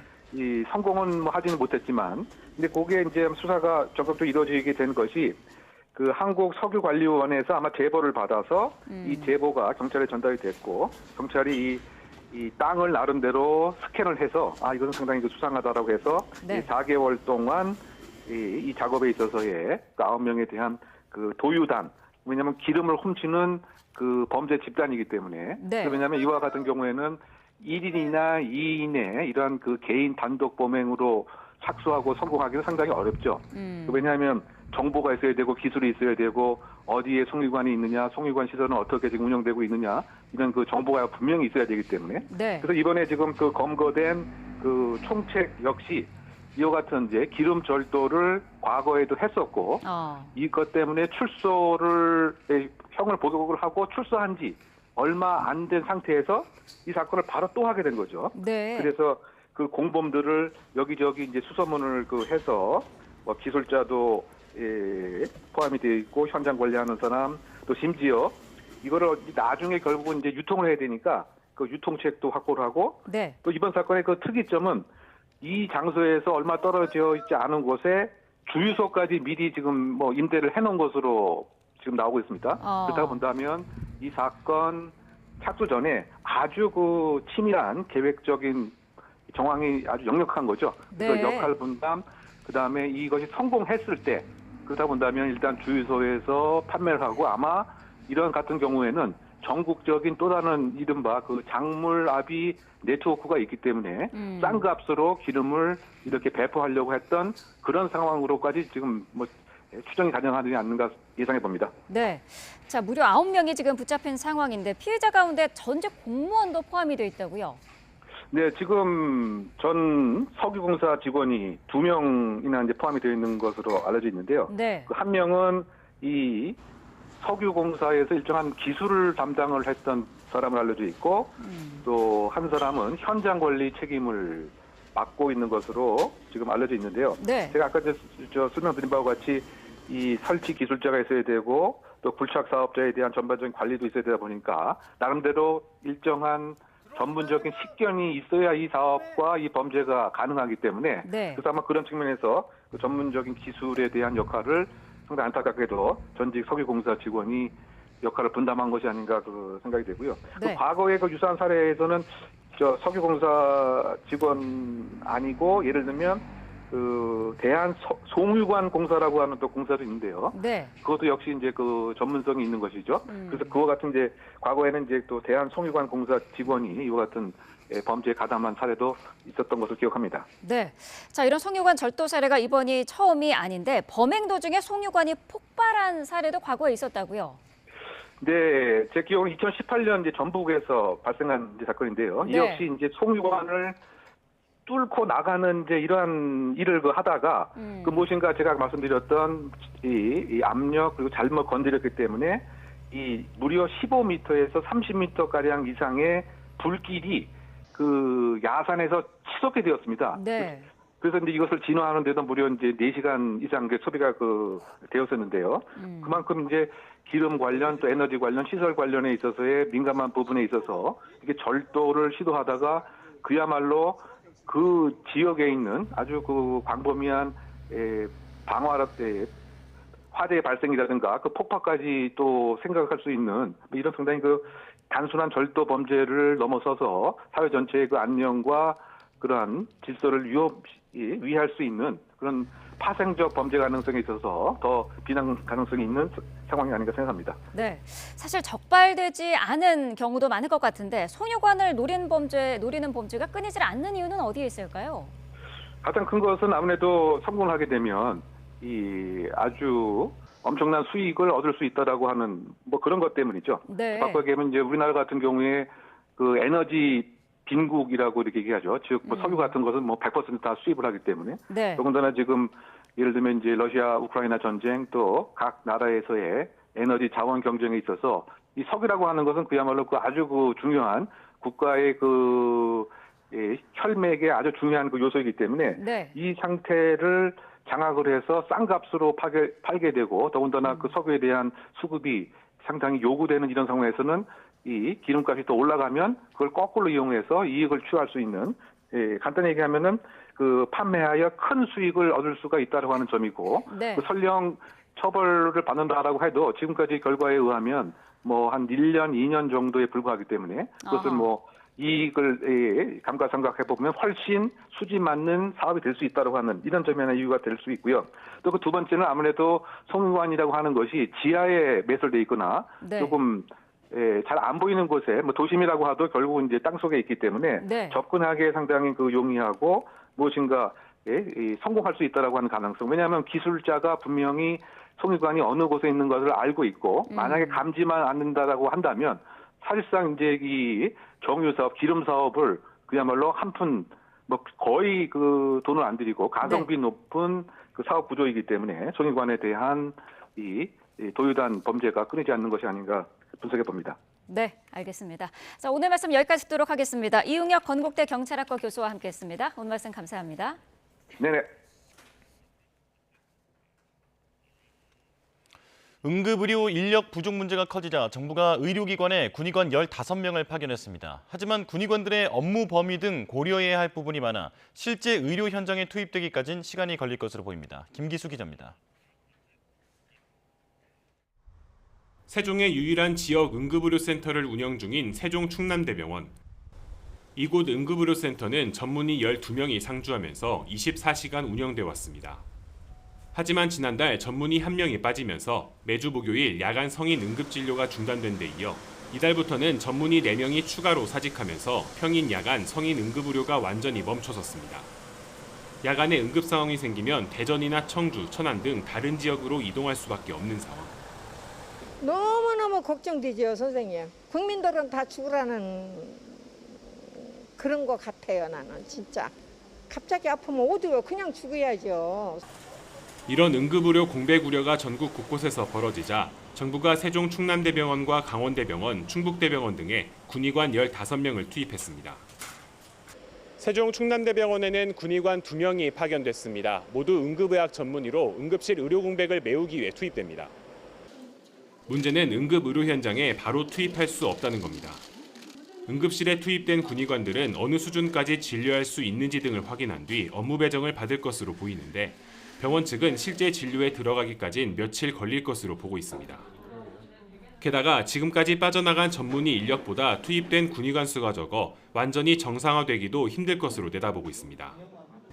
응급실 단축 운영으로 군의관 5명이 투입된 강원대병원 역시 교육과 업무 범위 설정 등의 시간이 필요해 당장 의료 현장 투입은 어려운 상황. 충북대병원도 이번에 투입된 군의관 2명에 대한 교육을 우선 진행하고 있습니다. 정부가 오는 9일까지 군의관과 공중보건의 230여 명을 의료기관에 추가 파견할 계획이지만 응급의료 공백을 메울 수 있을지는 여전히 불투명해 보입니다. YTN 김기수입니다. 자신과 다투던 오토바이 운전자를 도로에서 때려 숨지게 한 40대가 경찰에 붙잡혔습니다. 경기 분당경찰서는 상해치사 혐의를 받는 40대 남성 A씨를 현행범으로 체포해 조사하고 있습니다. A씨는 어제 오후 3시 20분쯤 경기도 분당구 야탑동 도로에서 운행 중이던 승용차에서 내린 뒤 오토바이 운전자와 다투다가 숨지게 한 혐의를 받습니다. 머리 부위를 크게 다친 오토바이 운전자는 병원으로 옮겨져 치료를 받았지만 끝내 사망했습니다. 경찰은 어떤 이유에서 다툰 것인지 등 사건 경위를 파악하고 있다며 A씨에 대해 구속영장 신청 여부를 검토할 것이라고 말했습니다. 어제 오후 2시 20분쯤 경기도 화성시 양감면에 있는 잉크와 접착제를 생산하는 공장에 큰 불이 났습니다. 직원 2명이 스스로 대피했는데 이 가운데 1명은 팔에 가벼운 화상을 입었습니다. 한때 대응 2단계를 발령해 진화에 나선 소방당국은 6시간여 만인 저녁 8시 20분쯤 불길을 잡았습니다. 소방당국은 공장 5개 동 가운데 1개 동이 모두 탄 것으로 보인다며 정확한 화재 원인을 조사하고 있습니다. 30대 손자가 불길을 피해 90대 할머니를 안고 건물 밖으로 뛰어내렸지만 치료받던 할머니는 끝내 숨졌습니다. 어제 새벽 6시 반쯤 손자와 할머니가 함께 살고 있던 경기도 수원시 탑동 3층짜리 건물에서 불이 났습니다. 3층에 거주하던 손자가 할머니를 안고 건물 옆에 있는 2층 높이 패널 구조물로 뛰어내렸지만 각각 중상과 경상을 입고 병원으로 옮겨졌습니다. 경찰은 치료받던 고령의 할머니가 정오쯤 결국 숨졌다고 확인했습니다. 미국의 경기 침체 우려, 이른바 아래 공포로 어제 우리 증시는 3% 넘게 급락했습니다. 무엇보다 엔비디아가 9.5% 넘게 폭락하면서 기술주 하락 여파가 컸는데요. 오늘 미국 증시는 다우지수가 소폭 상승하고 나스닥과 S&P 500은 하락하는 혼조세를 보였습니다. 자, 전날과 비교해서는 안정된 모습을 보였는데 우리 증시 개장 상황은 어떤지 지금 한국거래소로 가보겠습니다. 지금 상승 출발하는 모습을 볼 수 있습니다. 2,591.65포인트, 코스피는 0.42%, 조금 전에 0.6%로 상향됐고요. 그리고 코스닥은 736.96포인트, 0.71% 상승했습니다. 자, 어제 반도체주의 하락세가 특히 컸는데 삼성전자가 3.45% 하락하며 간신히 7만 원 선을 지켰고 SK하이닉스는 무려 8% 넘게 빠지면서 15만 원대로 주저앉았습니다. 자, 오늘은 어제 분위기와는 다르게 상승 출발하고 있는 모습을 볼 수 있는데요. 자, 최근에 급등세를 보였던 2차전지 관련주 그리고 제약바이오 섹터도 어제는 차익 실현이 이어지면서 전반적으로 분위기가 좋지 않았습니다. 자, 아래 공포가 다시 확산하고 있는 상황, 불확실성이 계속해서 커지고 있는 가운데 그동안 관망세로 이어지던 증시 분위기가 매도세로 돌아선 모습입니다. 자, 어제 코스피가 3%, 그리고 코스닥도 3.7% 빠지면서 하락세로 마감을 했었는데 지금은 상승하면서 분위기를 시작하고 있는 모습입니다. 자, 증시 내용은 잠시 뒤에 다시 전해드리겠습니다. 이복현 금융감독원장이 갭투자 등 투기성 대출에 대한 심사를 강화하는 것은 바람직하지만 실수요자가 제약받는 사태는 생겨서는 안 된다고 당부했습니다. 이 원장은 어제 가계대출 실수요자와 전문가 현장 간담회에서 최근 은행권의 가계대출 관리 강화에 대해 이같이 말했습니다. 구체적으로 은행권 가계대출 관리 강화 조치 이전에 대출 상담이나 신청을 했거나 주택 거래가 확인되는 차주라면 고객 신뢰 차원에서 최대한 보호하는 것이 바람직하다고 설명했습니다. 전통시장 자주 찾는 분들은 온누리 상품권을 이용하곤 하는데요. 추석을 맞아 특별 할인 판매 분량이 삽시간에 소진된 가운데 다음 주부터 추석 환급 행사가 시작되고 사용처도 늘어납니다. 이승은 기자입니다. 무더위의 기세가 한풀 꺾인 도심의 전통시장입니다. 전통시장을 자주 찾는 사람들에게 온누리 상품권은 낯설지가 않습니다. 보탬 되잖아요. 싸잖아요. 이게 5% 되고 그렇잖아요. 5% 되고 10% 할 때는 못 샀어요. 종이로 된 온누리 상품권을 파는 시장 근처 금융기관에는 추석 할인 판매 분량이 동났고 평소처럼 5% 할인분만 판다는 안내문이 붙었습니다. 추석을 앞두고 정부가 지난 2일부터 종이형은 10%, 모바일형과 카드형 등 디지털형은 15% 할인 판매했는데 4천억 원어치가 삽시간에 동났습니다. 오는 9일부터 15일까지는 전통시장에서 국산 농축수산물을 사면 환급해주는 행사가 열립니다. 구매액이 3만 4천 원을 넘으면 만 원, 6만 7천 원을 넘으면 2만 원을 되돌려줍니다. 오는 10일쯤부터는 순차적으로 사용처도 크게 늡니다.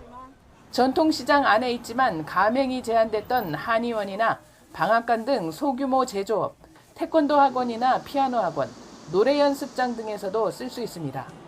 전통시장 내 이들 업종 운영주들은 소비자들이 건넨 온누리 상품권을 거절하지 못해 일단 닫아는 왔지만 융통의 일부 어려움을 감수해야 했습니다. 못 쓰게 되니까 내가 사고 싶은 걸 사야 되는데 안 받는다고 하니까 그런 것이 좀 불편했었죠. 추석 무렵부터는 100년 소상공인 인증을 받은 곳에서도 순차적으로 쓸 수 있습니다. 하지만 노점 상인과 고령 소비자가 많은 전통시장의 특성상 종이 형태가 아닌 디지털형 사용 확대가 숙제입니다. 일반 카드에 충전하는 방식인 카드형 상품권을 건넸는데 온누리 상품권 가맹이 안 된 노점 상인이 일반 카드로 결제해버린 데 따른 실랑이가 적지 않습니다. 이게 온누리 상품권으로 해가지고 나가야 하는, 그 할인돼서 나가야 하는데 그렇게 안 되는 경우가 있어가지고 그런 것들을 표시를 해줬으면 카드형 온누리 상품권 그거 된다고 표시를 해줬으면은 소비자가 이제 찾을 수 있겠는데 이거 굉장히 불편하네. 계속 물어봐야 하고. 정부 예산안에는 내년 온누리 상품권 발행 규모가 올해보다 5천억 원 많은 5조 5천억 원으로 잡혀 있습니다. YTN 이승은입니다. 추석 명절을 앞두고 금품 수수나 고가의 식사 접대 등 공직자 행동 강령을 위반한 사례가 있는지 집중 단속이 이뤄집니다. 일부 공직자들의 경우 허용 범위를 넘어선 금품과 선물 수수 등을 위해 이른바 던지기 수법까지 동원했던 것으로 파악됐습니다. 김대겸 기자입니다. 국민권익위원회가 추석 명절을 10여일 앞두고 전국 공공기관을 대상으로 공직자 행동강령 위반 집중 단속에 나섭니다. 직무 관련자에게 금품이나 접대 등을 받는 것을 비롯해 허위 출장을 가거나 예산을 유용하는 것도 단속 대상에 포함됩니다. 매년 집중 단속에선 다양한 위반 사례가 적발됐습니다. 사람들 눈을 피해 약속된 장소에 금품이나 선물을 놓고 가는 이른바 던지기 수법이 대표적으로 올해 설에도 이 같은 사례가 적발됐습니다. 지난 1월 설 명절을 앞두고 이뤄진 집중 단속에서 직원 출입이 드문 군청 CCTV 관제실에 업체가 몰래 놓고 간 40~50만 원 상당의 한우 선물 세트를 챙기려던 부서장이 단속에 걸린 겁니다. 권익위는 평소 알고 지내던 업체로부터 39만 원 상당의 선물 세트를 무상으로 받아낸 군청 공무원들도 적발해 중징계를 요구했고 매달 적립한 회비로 인사평가 권한을 가진 상급자에게 30만 원이 넘는 한우 선물 세트를 전달한 시청 공무원들도 감사를 받도록 했습니다. 집중 단속 기간엔 전문 조사관들이 전국에 파견돼 암행 점검도 진행될 예정입니다. 경험 많은 조사관으로 편성된 점검반이 민원인이나 일반 국민으로 위장을 하고 전국의 공공기관 청사를 직접 방문해서 수수가 금지된 금품이나 선물을 받는지를 비노출 방식으로 점검하게 됩니다. 권익위는 금품과 선물 수수 외에도 하급자에게 사적인 일을 시키는 부당 지시 역시 단속 대상에 포함된다고 설명했습니다. 위반 여부가 애매한 경우는 국민콜 110과 부패 공익신고 전화 1398을 통해 상담한 뒤 신고가 가능하다고 덧붙였습니다. YTN 김대겸입니다.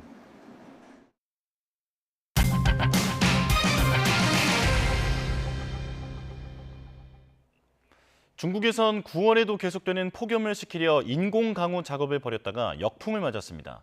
초속 34m가 넘는 강풍과 함께 비바람이 몰아치면서 피해가 속출했습니다. 베이징 강정규 특파원입니다. 도시 위를 뒤덮은 구름 한가운데가 뻥 뚫린 듯 지상으로 쏟아져 내립니다. 중국 3대 화로 가운데 하나인 충칭에서 폭염을 식히기 위해 인공 강우를 뿌리는 데 성공한 겁니다. 낮 최고 42도까지 치솟았던 기온을 10도 안팎 떨어뜨리고 농촌 가뭄을 해소한 것까진 좋았습니다. 그러나 초속 34m 넘는 폭풍이 함께 몰아칠 줄은 몰랐습니다. 아파트 창문이 통째로 뜯겨나가면서 집안은 한순간에 아수라장이 됩니다. 바깥에선 가로수와 오토바이들이 쓰러지고 온갖 잡동사니들이 날아다닙니다. 강풍에 밀린 수레를 뒤쫓아가는 노점상인, 애국주의 상징인 중국 국기도 찢겨나갔습니다. 我打开窗户一看，树枝和树叶都被卷飞起来了。雨大概下了10分钟左右吧。当时雨下得特别的大，很多人都在尖叫。 그러나 현지 기상당국은 인공강우 탓은 아니라고 선을 그었습니다. 이상 고온이 계속되면서 대기에 쌓였던 불안정한 에너지가 한꺼번에 방출됐기 때문이란 설명입니다. 昨天的大风等天气，实际上还是与极地对流引起的。如果像天气真雨的话，还达不到如此这么强的一个能力。 인공 강우 뒤에 오히려 습도가 높아져 도시 전체가 한증막처럼 변한 것도 역효과로 꼽힙니다.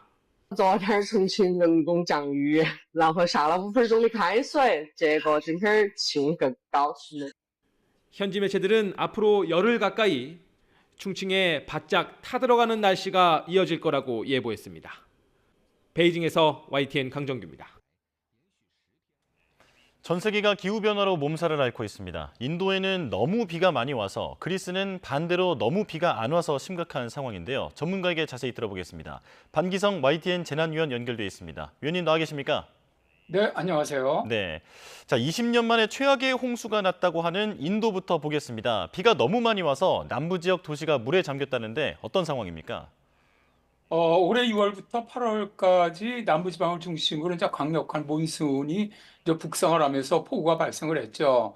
현재까지 사망이 394명, 난민 수가 5만 7천 명이 이를 정도로 아주 큰 피해를 입었고요. 네. 일단 이 몬순대가 이제 8월 중순서부터는 좀 더 북쪽으로 올라가면서 현재는 인도의 그 중부와 북부 그리고 방글라데시 쪽으로 많은 비가 지금 내리고 있습니다. 8월 중순 이후에 북부에서도 170여 명이 사망을 했고요. 상당히 많은 산사태가 지금 발생을 하고 있고 방글라데시 같은 경우도 현재 59명이 사망하는 등 현재 인도의 남부부터 이제는 중부, 북부, 방글라데시까지 홍수 지역이 확대되고 있는 형편입니다. 예. 자, 그런데 반대로 그리스는 너무 비가 안 와서 문제입니다. 저수지 수위가 40m나 내려가면서 댐 건설로 물에 잠겼던 마을이 드러날 정도라고 하는데요. 이쪽 상황도 전해주시죠. 현재 그 그리스를 포함해서 남유럽 지역으로 1년이 넘습니다. 지금 폭염과 가뭄이 지속되고 있는데요. 또 이렇게 폭염과 가뭄이 지속이 되면은 산불까지 발생을 합니다. 그래서 지금 아주 피해가 매우 큰데요. 그러다 보니까 너무 가물다 보니까 이제 말씀하신 것처럼 1970년대에 지었던 댐이 다 물이 다 드러나고 이런 형편이 생겼는데 남유럽 지역에서만 현재 한 62만 제곱킬로미터 정도가 농업 가뭄입니다. 심각한. 이게 이제 우리나라 남한의 한 6배 면적 정도가 심각한 농업 가뭄이 들고 있다는 얘기인데 이 중에서 이제 가장 심각한 곳이 그리스죠. 근데 그리스 같은 경우는 작년에도 아주 폭염과 가뭄 그리고 산불 엄청난 피해가 있었거든요. 당시 그 안토니스 구테우스 유엔 사무총장이 그리스의 피해 상황을 보러 갔다가 내 생애 처음으로 재난을 갖다 많이 봤지만 이렇게 극심한 재난은 처음 봤다고 얘기할 정도로 아주 정말 피해가 컸습니다. 예. 자, 그리고 필리핀 얘기도 해볼 텐데요. 태풍으로 몸살을 앓았습니다. 11호 태풍 야기가 물폭탄을 쏟아냈는데 산사태 때문에 목숨을 잃는 사람도 나왔다고 합니다. 지금 이 야기 얼마나 강한 태풍입니까? 필리핀 그 동부 해상 쪽에 중부 쪽에서 동쪽이죠. 해상에서 1일 날 발생을 했어요. 발생을 해서 북상을 하다 3일 날 루스온도로 상륙을 했습니다. 그래서 북서쪽으로 관통을 해서 나와서 현재 이제 남중국해 쪽으로 빠져나갔는데요. 현재 오늘 아침에 중심 최대 풍속이 초속 현재 47m입니다. 매우 강한 태풍 상태고요. 그다음에 저 내일 아침에는 초강력 태풍, 그러니까 중심 최대 풍속이 초속 55m, 홍콩 남쪽 해상까지 진출하는데 저 엄청나게 강해질 거로 예상을 하고 있는데 이게 문제가 뭐냐면은 필리핀의 육지에 상륙해서 빠져나올 때까지 태풍의 강도가 중정도에서 약한 정도였습니다. 육지로 올라가면 태풍이 약해지거든요. 근데 이게 해양 쪽으로 빠져나오면서 아주 지금 현재 급속하게 태풍이 발달하고 있습니다. 이렇게 태풍이 급속도로 발달하는 가장 큰 원인은 현재 남중국해 쪽으로 해양 수온이 30도 이상입니다. 근데 표면 해수면만 높은 것이 아니라 그 바다 밑에 50에서 100m 그 깊이까지도 거의 30도 정도에 이를 정도로 아주 그 해양 연료량이 매우 크거든요. 그렇다 보면 태풍은 점점 더 강력하게 발달할 수밖에 없는데 이렇게 아주 고수온력으로 또 더더군다나 이 남중국해는 올해 그 해양 열파 아주 이례적인 해양 열파가 발생을 했던 그런 해역이기도 합니다. 그러다 보니까 지금 아주 급속히 발달하고 있는데 2017년에 그 태풍 허리케인 합이죠. 미국 상륙했던 그것도 이틀 만에 저기압에서 그 슈퍼 허리케인까지 발달했던 적이 있었고요. 작년에 그 마와로 있었죠. 태풍, 슈퍼 태풍. 저 괌을 갖다 아주 초토화시켰던 이 슈퍼 태풍도 단 이틀 만에 아주 고수온력을 지나가면서 급속하게 발달했던 예가 있거든요. 바로 이번에 태풍이 하기 같은 경우도 바로 그런 예라고 할 수가 있습니다. 예, 태풍이 내륙에서 오히려 강해지는 이례적인 상황이다 설명을 해주셨는데요. 자, 그런가 하면 12호 태풍이 될 가능성이 있는 열대 요란이 필리핀 동쪽 바다에서 포착이 됐다는 소식도 들어왔습니다. 자, 이 요란이 뭔지부터 설명을 해주시면 좋을 것 같은데요. 일단 태풍이 발생하기 위해서는 어떤 이 기류가 수렴 기류 같은 것이 지상 쪽에서 만들어져야 되거든요. 이제 우리가 이런 걸 일단 어떤 뭐 바람의 터뷸런스 혹은 뭐 요란 이렇게 얘기를 하는데 이런 것들이 있으면은 만들어지기가 쉽죠. 네. 그래서 어디서 태풍으로 발달하기 위해서는 일단 해수 온도가 높아야 하고 대기 중층에 시야가 없어야 됩니다. 바람의 변화가 없어야 이 태풍이 더욱더 강하게 발달하는데 일단 어제서부터 오늘 아침까지 보니까 미국의 합동태풍경보센터 같은 경우는 일본의 먼 남쪽 해상에서 열대성 저기압이 발생할 가능성이 있다라고 예측을 했어요. 네. 근데 그거는 일본 먼쪽 남부 해상 쪽으로 지나가는데 이거는 태풍으로 발달할 것 같지는 않습니다.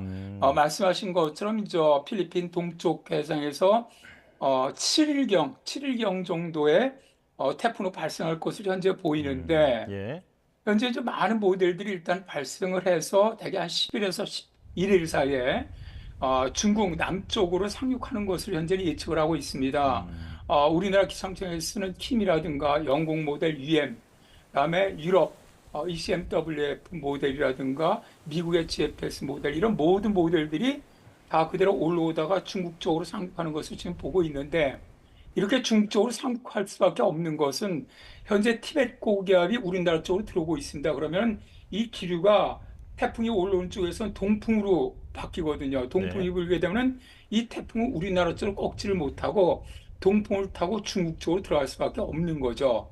그래서 12호 태풍 리피 같은 경우는 우리나라에 영향은 거의 없을 것으로 일단 예상을 하고 있습니다. 네. 자, 요란 그러니까 태풍의 씨앗 정도로 이렇게 이해를 하고 넘어가면 좋을 것 같습니다. 자, 그런데 기상청이 올 가을 우리나라에 영향을 미치는 태풍이 평년과 비슷할 확률은 37%, 더 많을 확률은 40%로 예측했더라고요. 이게 근거가 뭡니까? 일단 태풍이 더 강하게 발달할 수 있는 여러 가지 조건 중에서 일단 역대급 폭염, 다음에 이제 높은 해수면 온도 이런 것들로 해서 수증기가 아주 쉽게 증발을 하게 되고 대기 하층의 높은 에너지가 축적이 되면은 태풍이 아까 말씀드린 것처럼 요란이 없더라도 자체에서 폭발하듯이 자체가 만들어질 수도 있습니다. 네. 그렇기 때문에 현재 더더군다나 지금 현재 그 서태평양 해역 쪽이 태풍이 발생하기가 굉장히 좋습니다. 왜냐하면 굉장히 고수온역이거든요. 중심부는 지금 현재 해수 온도가 31도, 그러니까 슈퍼 태풍이 만들어질 수 있는 정도의 해수 온도고요. 다음에 이제 북태평양 고기에 강력하게 발달하면서 해수면을 좀 더 들어올리는 이런 역할도 있고, 그다음에 이 서태평양 지역의 해양 열파가 발생하는 지역도 국지적으로 있습니다. 그래서 이 지역에서 태풍이 발생을 한다면 현재 예상은 괌과 필리핀 동쪽 그 중간 해상 쪽에서 발생할 것으로 지금 예상을 하고 있는데 한 11일경 정도에 태풍 이름이 버빙카가 될 것으로 보이는데 예. 일단 발생을 하면 올해 발생한 태풍 중에서 가장 강력한 태풍이 될 가능성이 상당히 높고요. 또 이 해역에서 발생하는 태풍은 그대로 한반도 쪽으로 북상할 가능성도 있습니다. 네. 근데 만일 그때쯤 발생을 해서 북상을 한다면 우리나라에 영향을 많이 주게 된다면 대개 추석 바로 이후가 될 가능성은 높고요. 다만 아직도 상층 고기압의 움직임이라든가 제트기류 움직임이라든가 이런 것들이 변수가 많기 때문에 좀 더 지켜봐야 할 것으로 예상을 하고 있습니다. 예, 기후변화 때문에 기상청도 이런 태풍의 날씨를 예측하는 데 좀 어려움을 겪고 있는 것 같습니다. 자, 그런데 오늘 전국 대부분 지역에 비가 조금씩 내린다고 하는데 비가 내려도 날씨는 덥다고 합니다. 자, 도대체 더위가 언제 끝나는지 궁금한데요. 어떻게 보십니까? 이제 우리가 모델들 여러 가지 보지만 중기 이상 길게 나가는 이런 것들은 대개 그 5km 상층의 다중 앙상블 모델을 많이 봅니다. 그래서 지금 보면 세계기상기구가 발표하는 다중 앙상블 모델을 보면은 이게 이제 우리가 열대 기단에 영향을 받는 거를 5km 상공에 5,880m 고도선을 보거든요. 그 고도선이 어디 위치해 있느냐. 이게 되게 열대 기단에 영향을 받는 거로 보는데 현재 보면 한 18일까지도 이 5,880 그 메타 고도선이 중부지방에 계속 있어요. 위치하고 있어요. 그다음에 계속 티베트 고기압이 우리나라 쪽으로 번갈아 계속 이동을 해오고 있고 자 이런 상태에다가 현재 대기 기온이라든가 해수 온도가 정말 올해 이례적으로 굉장히 높거든요. 이런 네. 것들이 식지가 않고 있거든요. 그러다 보니까 상당히 좀 이 더위가 늦게까지 지속되지 않겠느냐.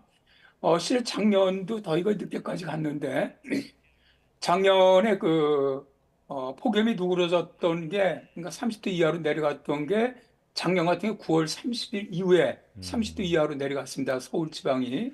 근데 올해는 작년보다 최소한 한 열흘 이상 늦게 여름이 일단 끝나는 것으로, 이제 이게 여름을 저희들이 하루 평균 기온이 20도 이하로 내려가면 이제 여름이 끝났다고 보거든요. 그러니까 그런 여름이 끝나고 가을로 시작한 시기야 작년 같은 경우는 9월 30일이었는데 올해 같은 경우는 10월 한 10일 전후가 되지 않겠느냐. 그러니까 평균보다 상당히 늦어질 것으로 그렇게 예상을 하고 있습니다. 예, 이제 9월까지 더운 새로운 일상에 좀 적응을 해야 할 것 같습니다. 자, 여기까지 말씀 듣겠습니다. 반기성 YTN 재난위원과 함께했습니다. 고맙습니다. 네, 감사합니다. 수백 명의 사상자를 낸 최악의 폭격 하루 만에 러시아군이 또다시 우크라이나 르비우에 대대적인 공습을 가했습니다.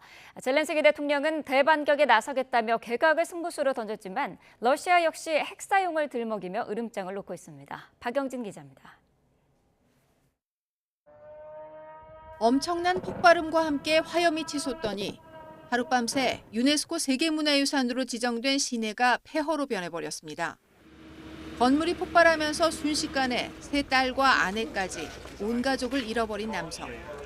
전쟁통에 그나마 안전한 곳으로 여겨졌던 우크라이나 서부 르비우까지 러시아의 대대적인 공습이 이어졌습니다.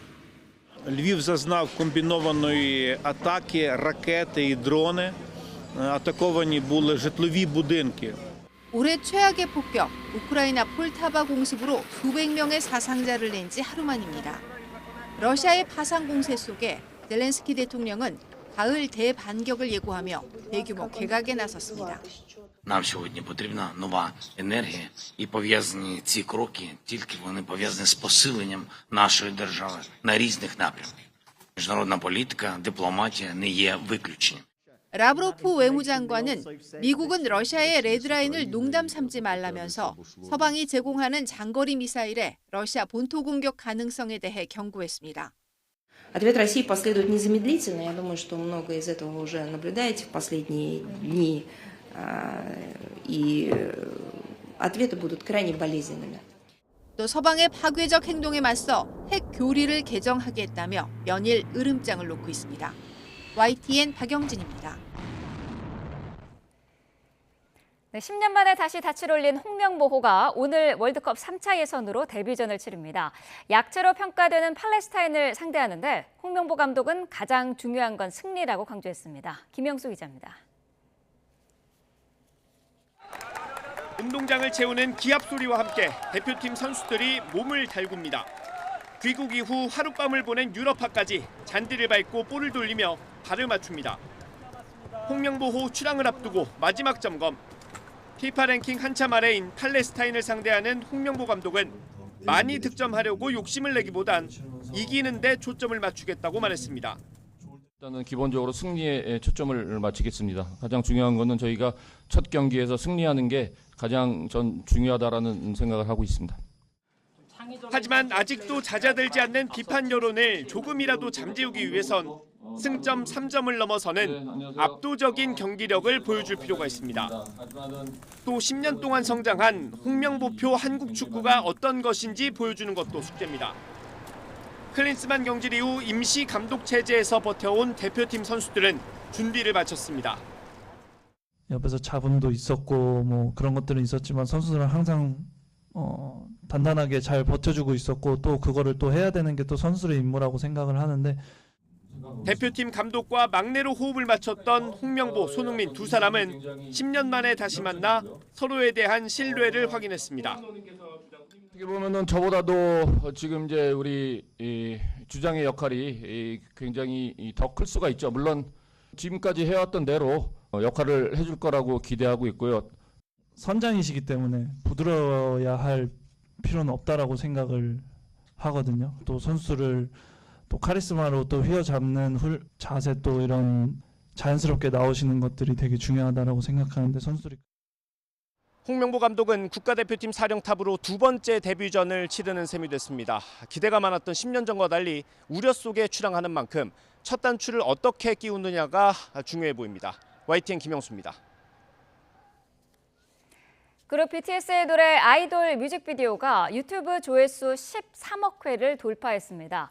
BTS 뮤직비디오가 13억 회 넘게 조회된 건 이번이 5번째라고 소속사는 밝혔습니다. 이번 뮤직비디오는 지난 2018년 미국 이 피플스 초이스 어워즈에서 올해의 뮤직비디오로 선정되기도 했습니다.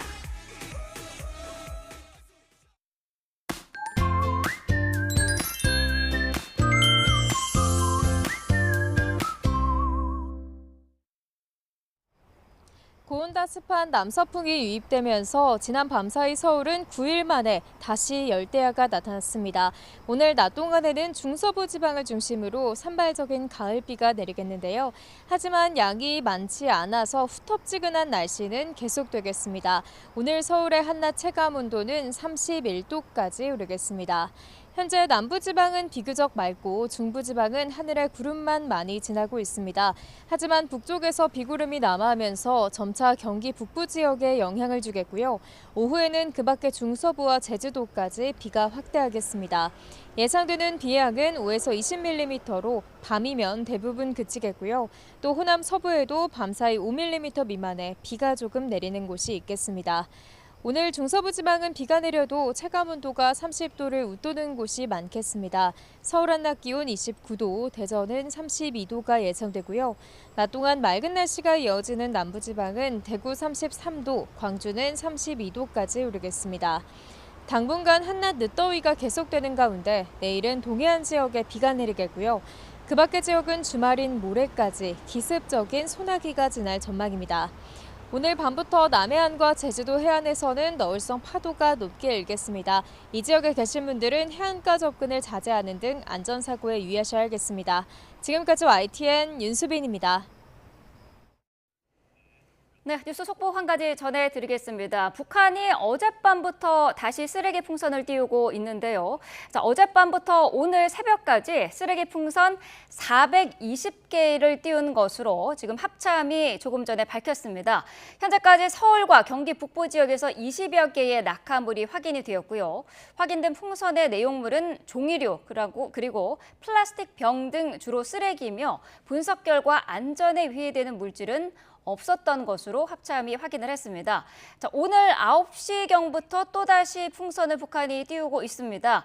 적재물 낙하에 주의를 해야 될 것 같고요. 떨어진 풍선을 발견하면 접촉을 하지 말고 군부대나 경찰에 신고해 주시기 바랍니다. 다시 한번 정리를 좀 해드리겠습니다. 어젯밤부터 북한 측이 다시 쓰레기 풍선을 띄우고 있는데요. 오늘 새벽까지 420개를 부양을 했고요. 서울과 경기 북부 지역에 20여 개의 낙하물이 확인이 됐고 대부분은 종이류 그리고 플라스틱 병 등 쓰레기로 확인이 됐습니다. 안전에 위해되는 물질은 없었고요. 오늘 오전 9시쯤부터 다시 풍선을 살포 중이라는 소식입니다. 좀 더 자세한 내용 들어온 대로 다시 전해드리도록 하겠습니다. 네, 뉴스업 목요일 순서 마칩니다. 내일 다시 뵙겠습니다. 고맙습니다.